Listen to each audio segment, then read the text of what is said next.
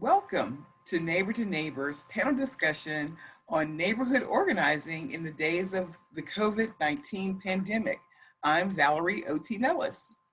Neighbor to Neighbor seeks to equip residents and neighborhood organizations with the tools they need to preserve and improve their neighborhoods. In these unprecedented times, our hope is to shed light on how to do the work of neighborhood organizing in this challenging era. This is the second segment in a 6-part series. We have invited 8 neighborhood leaders and community organizers to help us explore this topic. As we go through our questions, I'm asking our guests to please identify who they are, their name, and their organization as they answer our questions. Our first question today is in Chinese. The word for crisis also bears the meaning of opportunity. How is this crisis an opportunity for neighborhood organizations? And anyone can start. Go ahead. All right, if you say so. I was sitting here thinking, my name is Erskin Lytle. I'm chair of the College Hill Neighborhood Association. We are directly behind Tennessee State University. I was thinking about that topic. One of the things I learned when I was in the military is that it was one of the philosophical thoughts, not necessarily always put into action, but it was that in every crisis situation, there is a seed of equal or greater opportunity. And when I look at the things that have happened in light of COVID and in light of the recent tornadoes, we've all had to think differently. Certainly we can't, when we have our neighborhood meetings, we are certainly not meeting in the community room at the church as we typically did.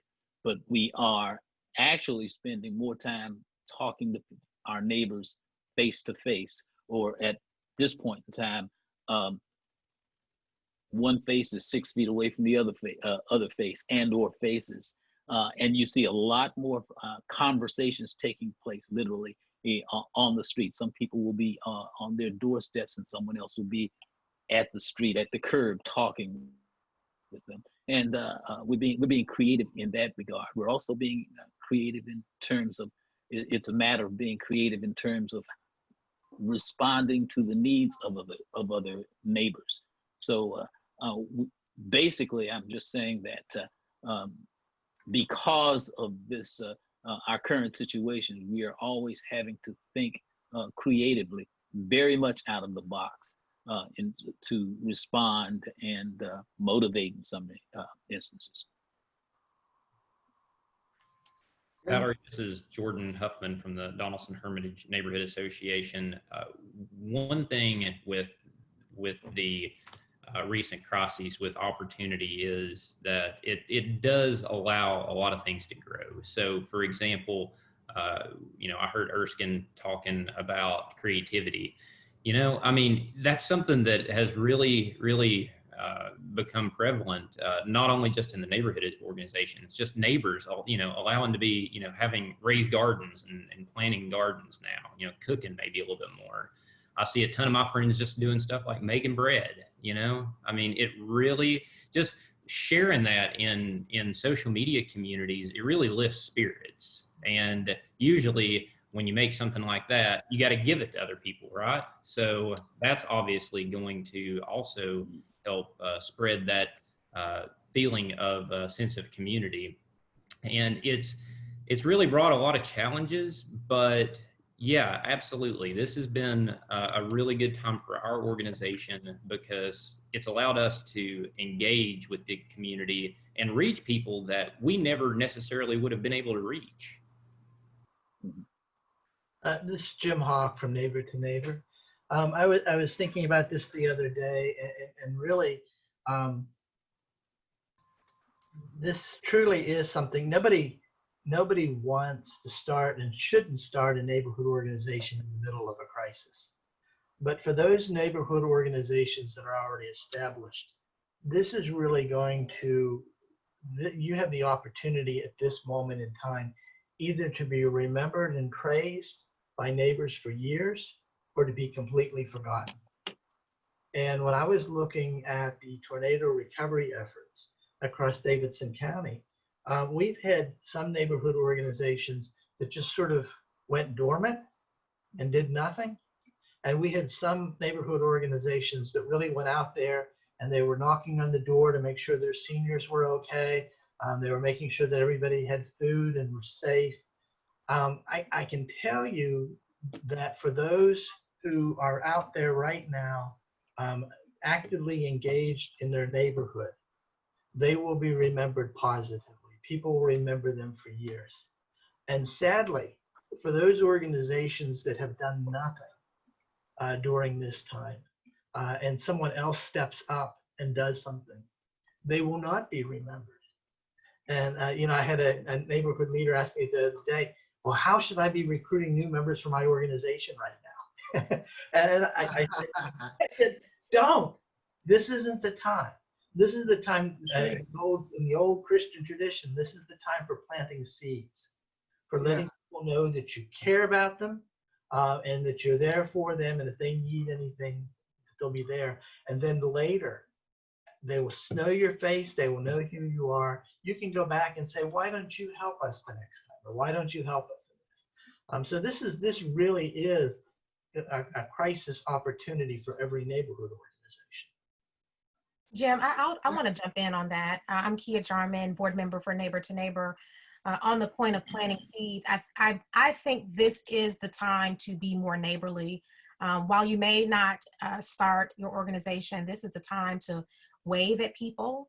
This is the time to offer masks to people in your community versus calling the authorities on them. This is the time to be able to lend a hand. You see them out in their yard, picking up trees. This is the time to go over, introduce yourself, and lightly help, and then move on. It's not an opportunity to recruit at this particular time. I believe this is also an opportunity for us not to go back to normal or business as usual. So I hope my challenge always to people is, as I have conversations with them, is really to think about how do we not go back to where we've come from, because normal for most of us was not normal, was not a typical scenario to be a good neighbor or be a good community member.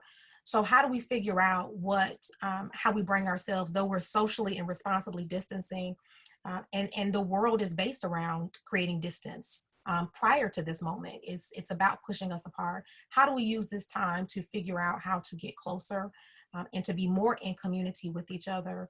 That doesn't always mean agreement.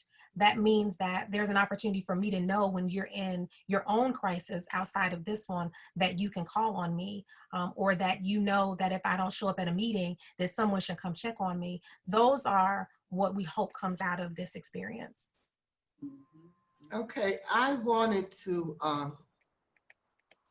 just say that for me, and for a lot of people over here in Edge Hill, the opportunity is to assimilate and to adapt to changes. Because with all the changes that have gone about for people, it's hard for some, especially seniors, to adapt to these changes. I'm thinking this is our opportunity to learn new ways of doing things, for people to learn about themselves and about others, and what are your residents and your friends, your neighbors, what are their capabilities, and come to some kind of decision on how to spread that. It's an opportunity for us to get closer to one another and to work with one another and show appreciation. Over here, I mean, my biggest thing is I miss so much the every other week, the lunch and learns, coming together with neighbors, the health fair. We didn't get to do a spring health fair this year.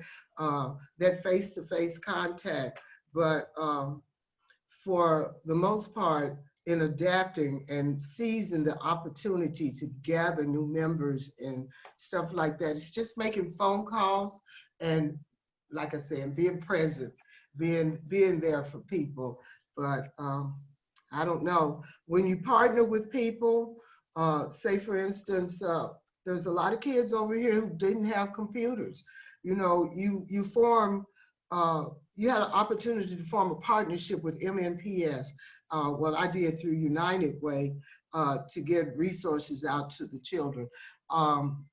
Also, working with the churches, with New Hope Church especially, we're going to be doing 400 meals here in Edge Hill. Young Pastor Turner, and I always call him Young Pastor Turner, but they set up 3 dates, the 17th, the 24th, and the 31st, to do lunch, meals, not just little bag lunches, but lunch for residents in 3 different locations on each one of those days.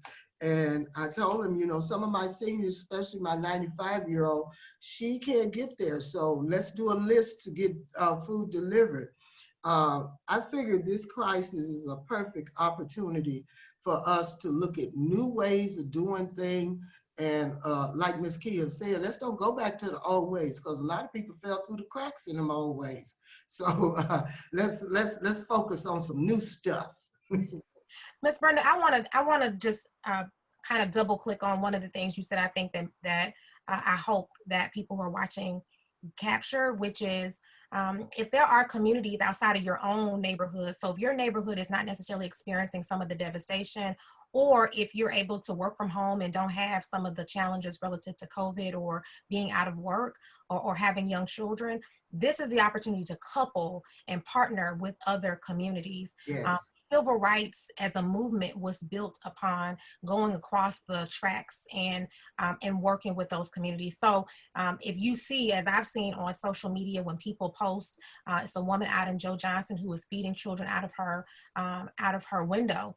And so I was able to just reach out and say, how can we send you money, and post that online just so other people to do that. And so the same with the Edge Hill community, which I love and want people to support. You know, how do we support Pastor Turner and New Hope, especially if we're not in the middle of our own crisis, we're just experiencing it as everybody else. So I do hope that neighbors hear that and take it as an opportunity, particularly our leaders, to say, how do we partner with another community across the city in some way, so that we can be neighborly across the tracks, if you will, versus just right next door to each other. Yeah. Yes. I'll jump in on that too. I'm Mike Hodge. I'm the organizing director for NOAH, Nashville Organized for Action and Hope. And I spent 17 years working for Neighbor to Neighbor when it was called Neighborhoods Resource Center. I think this is a real opportunity for new ways of doing things, just as everybody has said right now. And some of these new ways, maybe they'll continue. Because I know there have been some people that had trouble getting to neighborhood meetings, trouble getting to committee meetings. And we've all gotten so used to using Zoom and video conferencing that maybe that part of that at least can continue. I personally like the personal contact. I don't want to always be on video, but we can use that as a tool.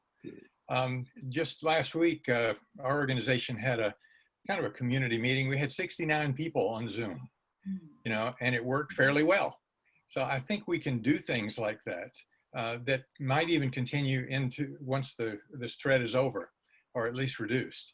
The other thing is, sometimes if you want to do a press conference, this might be the great time to do a press conference on some issue in your neighborhood by social media and by Zoom, because I think the press are looking for things to cover. And if it's done on Zoom, it makes it very accessible to them. And just the last thing I wanted to say is, I think it's a challenge to figure out, how do you connect this social media and things that we're having to do now to actual physical things in our neighborhood. There's a couple of neighborhoods I know of that their kids were getting so bored that they wound up having a bear hunt. So everybody would put like a teddy bear in their window, and then people would walk around separately, you know, social distancing, to find the bears, you know. I think that's an interesting way of doing that with something physical. I also know of groups that have actually had demonstrations trying to pressure decision makers by having cars lined up one after another with signs on their cars. Everybody's social distancing, but they're making their point about a particular issue. So I do think there's opportunity. I'll quickly jump in and echo some of what Mike said. My name is J.S. Bolton. I'm president of the Nation's Neighborhood Association. And we also had a community meeting on Zoom with really good participation. And there were people that typically couldn't come to meetings, maybe because they have young children and don't have childcare at the time we have meetings, that were able to join for the first time. And then he made me smile with the bear hunt, because we planned to have a big neighborhood Easter egg hunt, which obviously had to get canceled because of COVID-19. So what we ended up doing was similar to the bear hunt idea, basically an Easter egg hunt where people would, it was all printable from our website. You could have a picture of an Easter egg and then color it in, put it in your window, and people could walk around and see how many different eggs they could find. And it was just a good way to engage neighbors. People were posting, on Nextdoor, on Instagram, all about our Easter egg hunt, and give them something to do. And I do want to say one quick thing about Zoom and older adults. While it is true that there are some who do not have internet access, the assumption that older adults aren't good at Zoom is totally bogus. I shared the other night, I was the youngest person in that room. We had over 60 people in that participating. The average age was between 65 and 75, and we had people who were 80. And so it can be done. And so let's put away those assumptions about older adults not being able to use technology.